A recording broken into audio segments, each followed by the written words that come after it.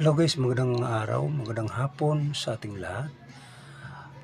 Ako po ay manghingi sa inyo ng tulong sa pag-support sa ating channel para sa ganoon na tayo po paangat ng papaangat.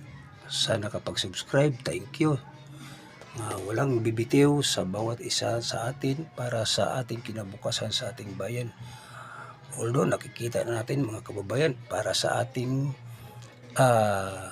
paglalaban sa mga tiwali na nandyan nakaupo sa gobyerno, ibig sabihin hindi na kilala nila ang institusyon, hindi nila kinikilala ang ating batas.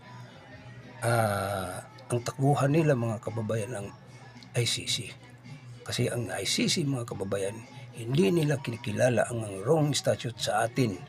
Ang kinikilala nila ang sa kanila lang, kasi hindi naman tayo kasali sa ICC sa wrong statute.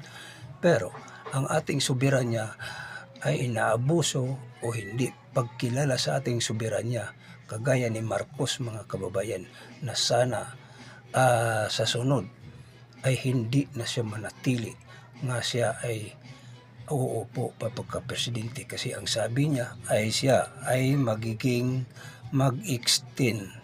So hindi tayo papayag mga kababayan na lagi natin sila ituligsa, kasi hindi na ayon sa ating konstitusyon, hindi na ayon sa ating batas, o di na ayon sa ating soberanya mga kababayan, kasi sila ay labag sa ating batas. Sila ay makaliwang gobyerno, o ang ICC ay takbuhan ng mga tiwali sa gobyerno o lumalaban sa gobyerno o gumagawa ng batas para sa kanila, na magpasabi sila na sila ay inaakusahan o inaabuso, pero hindi yung patunayan mga kababayan, dahil walang nag-abuso sa kanila. Sila lang ang gusto nga nag-abuso sa sarili nila, nga sila ay humihiwalay sa ating saligang batas, sa ating institusyon. Kaya nga sila ang takbuhan nila ICC, no? Kahit ng mga sinauna pa, sila si Maria Sison, yan ang takbuhan nila, ang ICC, kasi hindi na sila mahuhuli doon. Kaya nga ang mga nandiyan sa gobyerno ngayon ay isang tumuligsa sa ating panggobyerno.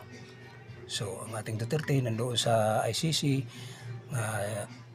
hinuhuli or kinidnap ni Marcos. Siya ang utak sa lahat. Maraming salamat.